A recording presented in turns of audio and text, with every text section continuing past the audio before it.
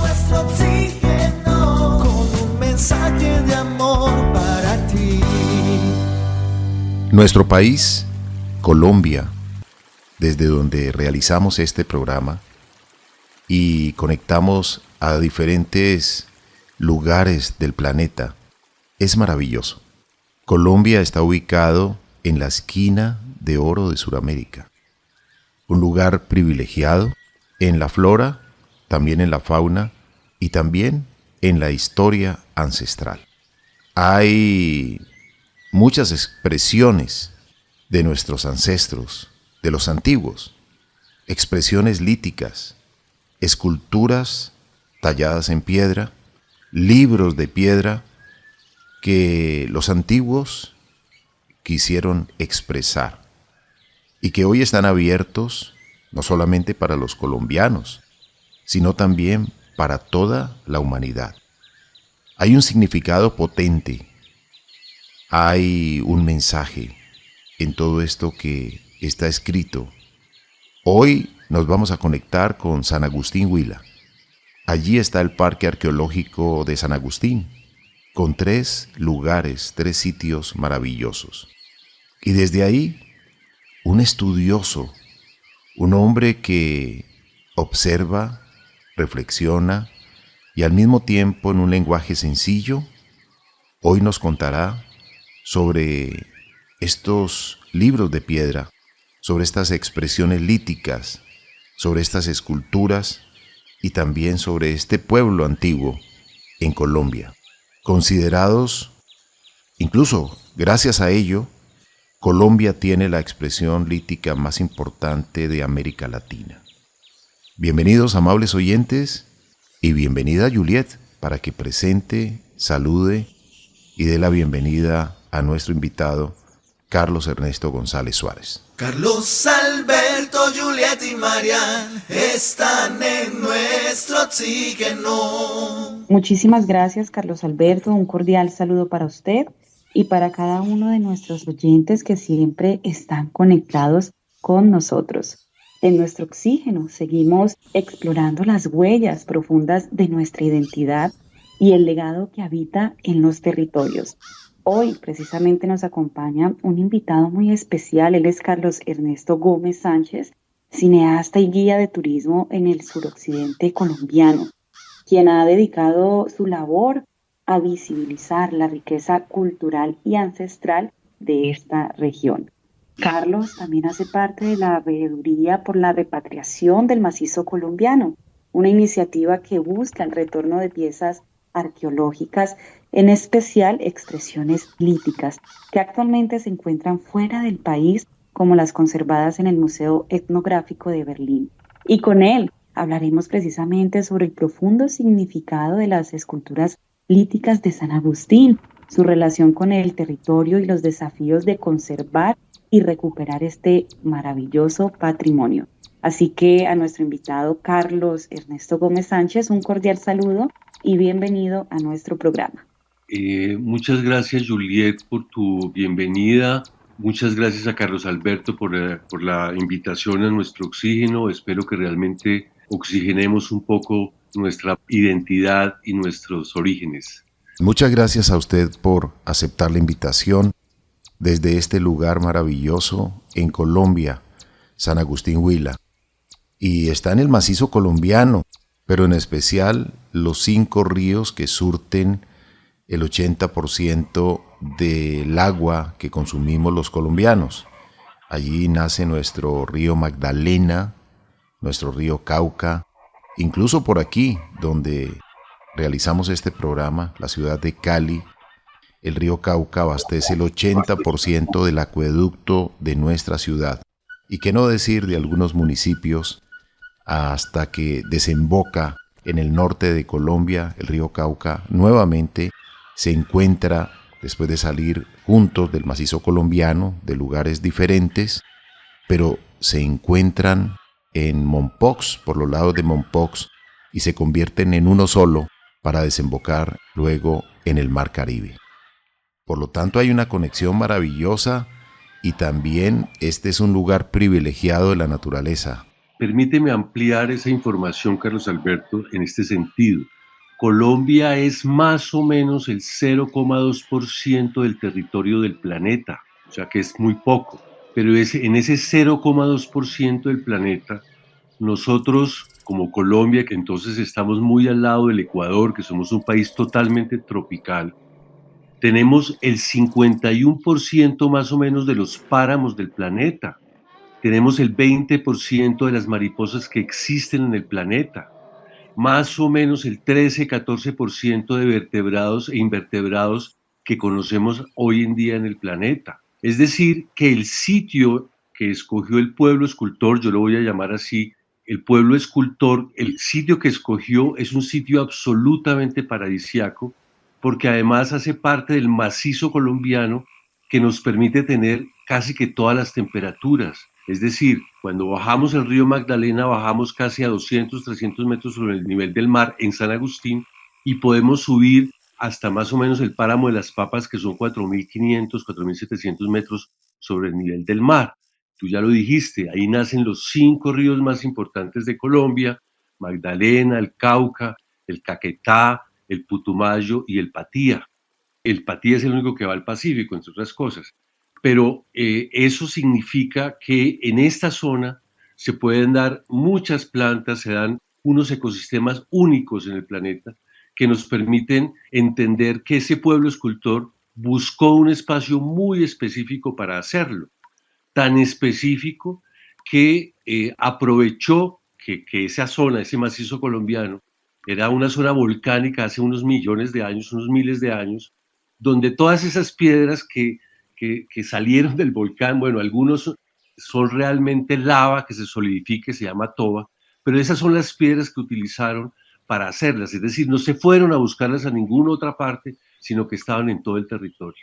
Para que tú veas que realmente no es simplemente Colombia, sino el macizo colombiano en la geografía de nuestro territorio es sumamente importante y no es gratuito que ellos hayan escogido ese sitio. Cuida el planeta. Es nuestro mejor lugar para vivir. Nuestro oxígeno, responsabilidad solidaria en la concienciación por el medio ambiente. Por un mejor planeta.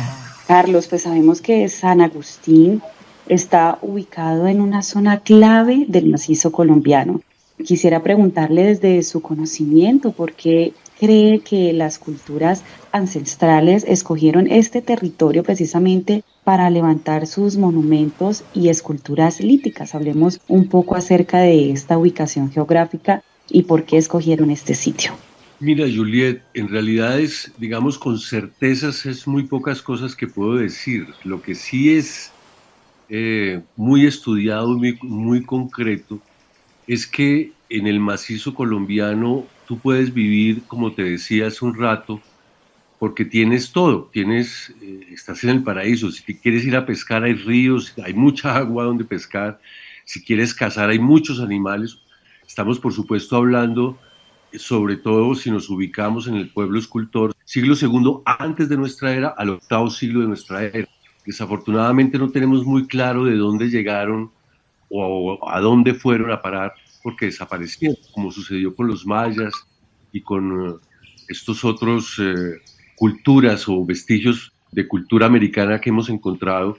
Ellos, digamos que tenían una posibilidad enorme de vivir allí, pero habría que entender un asunto que lo dice muy bien un maestro antropólogo y arqueólogo colombiano que se llama Karl Lagerfeld. Él dice que lo primero que debemos pensar es en un ser humano transhumante, nómada, es decir, el ser humano americano, como todo el ser humano en general, antes de sedentarizarse fue muy nómada, es decir, fue nómada, cazador, recolector, pescador y, por supuesto, aquí podríamos anotar otro asunto, como lo dice el maestro Lagerfeld, es que éramos horticultores, es decir, el paisaje por ejemplo, de la Amazonía, de lo que nosotros conocemos, es un paisaje que se ha movido mucho gracias al ser humano. No es un caos vegetal donde no se puede vivir, y eso lo demostraron estos niños y los indígenas que viven todavía allí, por supuesto. Es una creencia muy falsa, pues, de que la selva es inhabitable, etc. Eso no es cierto, es realmente muy habitable. Y en ese sentido hay que entender de que ese movimiento, eso es lo que les posibilitó de alguna manera de pronto conocer otras culturas. Una primera teoría que hay allí con ellos es que entonces todo lo que podemos ver como expresiones líticas en San Agustín son expresiones de las culturas que ya existían en esa época. En el norte, en Mesoamérica, existían ya los mayas y los olmeca, con grandes esculturas también megalíticas y líticas. Igualmente al sur estaba Chavín de Guantar y Tihuanaco, por ejemplo, que son culturas que en cambio sí dejaron escritura, etcétera, etcétera. Hay un detalle que me parece que es muy importante explicar para que la gente, nuestros escuchas, puedan tenerlo un poco en la cabeza y oxigenarla. Hay que entender que es claro que no menos del 90% de las expresiones líticas monumentales que podemos ver en San Agustín estuvieron hechas para estar enterradas. Es decir, todo lo que hicieron ellos, por muy importante que fuera, realmente lo hicieron para estar en un sitio específico, con una localización específica y enterrados bajo tierra. Eso es muy importante entenderlo, porque finalmente hoy, cuando vamos a los parques arqueológicos, pues las vemos todas afuera. Por ejemplo, en el Bosque de las Estatuas, todas ellas están afuera porque son estatuas que han sido movidas incluso desde el siglo XIX. Pero hay otras muchas que todavía están in situ en la mesita A, mesita B, mesita C y el lavapatas, que es tan importante, que nos muestran y confirman que casi todas estuvieron bajo la tierra. Es decir, que esa biblioteca de la que estamos hablando, ese discurso, no necesariamente era para nosotros. Es muy probable que estábamos buscando conversaciones con otras dimensiones. Hay algo que llama poderosamente la atención, y a mí personalmente cuando estuve en San Agustín hace muchos años, es el águila devorando la serpiente. Aquí en San Agustín, Huila, Colombia, pero también lo tienen los aztecas, los mayas. Hablemos un poco de esto. También los egipcios simbolizaban mucho la serpiente y también las aves. Hablemos un poco de esa relación maravillosa y también si en la antigüedad había esa conexión. O sea, a lo mejor estuvieron conviviendo ancestralmente y hoy no lo sabemos. Hoy pensamos que si para comunicarse entre un pueblo y otro hay que irse en avión o solamente en barco u otro medio. Pero esas conexiones que tenían ellos y que hoy los arqueólogos, los antropólogos pueden seguir estudiando porque son libros de piedra esculpidos, develados sobre estos pueblos antiguos. Hablemos un poco al respecto.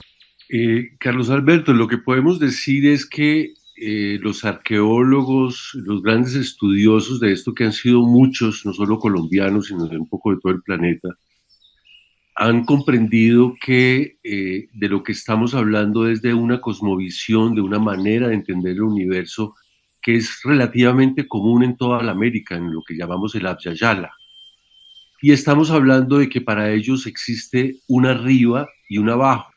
Digamos que lo más importante es el abajo, el inframundo, por decirlo de alguna manera. Ese es como el sitio privilegiado que sin el arriba no existiría, y sin el arriba, es decir, esa contradicción o complementariedad, no daría lo que llaman el axis mundi, que es donde está la vida, es decir, donde estamos nosotros. Para ellos, para nuestras culturas, y pareciera que para el mundo en general, el ser humano ha llegado a unas mismas conclusiones. Por ejemplo, que hay animales que de una u otra manera demuestran o muestran esos valores, esas cosas que puede dar el inframundo, el mundo de arriba y ese axis mundi. Y esos animales son icónicos. Por ejemplo, la serpiente es indudablemente aquella que nos recuerda el inframundo, es la parte de abajo, es la parte que da sobre todo fertilidad. No sé si recuerdas que hay muchísimos mitos y leyendas que hablan del origen del mundo y del hombre que vienen de la serpiente. Para recordarte una muy rápidamente, el Amazonas. Se dice que el río Amazonas realmente era la anaconda que dio origen a todas las culturas o todas las tribus indígenas existentes en la Amazonía. Y de igual manera sucede con el arriba, y allí tenemos el águila. Hay que entender también, por supuesto, que cuando hablamos de arriba y abajo, no solamente hablamos de ese arriba que nosotros vemos, sino también hablamos del arriba, ¿cómo se dice?, de los astros, del cielo, del sol, de la luna, todos ellos que también juegan un papel muy importante, como en el inframundo, por supuesto, todos los animales que están bajo el agua, que están bajo la tierra, etcétera, y que posibilitan en su contradicción o encuentro o complementariedad ese axis mundi donde está el ser humano y ese animal que lo muestra sobre todo es el jaguar.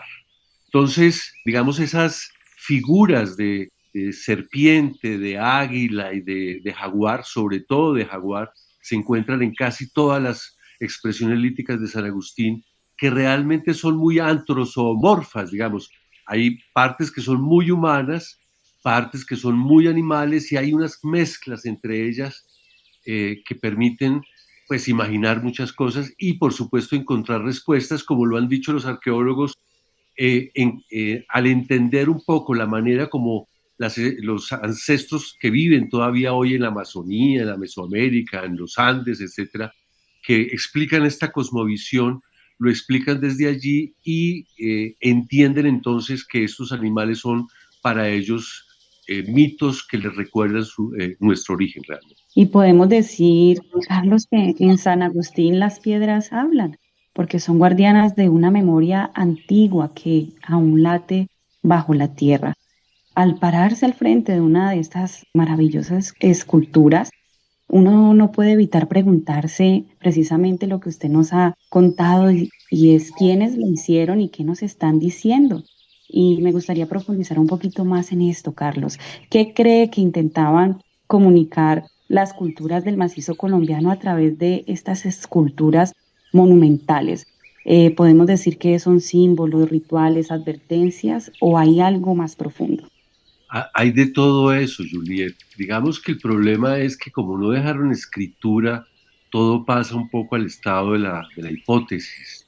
Lo que sí es cierto es que si miramos un poco a las otras culturas, como te digo, la mesoamericana y aquellas que viven en los Andes, como los mismos ancestros que hoy tenemos en la Amazonía, podemos entender de que indudablemente son asuntos religiosos, que son asuntos de su manera de comprender el universo. Hay que entender que para ellos la montaña es un dios, es un ser vivo. El río es un dios es una manera de decirlo. Vuelvo y repito, nosotros como occidentales, en la manera en que hemos sido educados, vemos las cosas muy como los occidentales. Entonces, por ejemplo, para nosotros o para los occidentales, el asentarse, el hecho de que hayan llegado a la agricultura es fundamental y es lo que demuestra o cuenta un poco la historia del ser humano.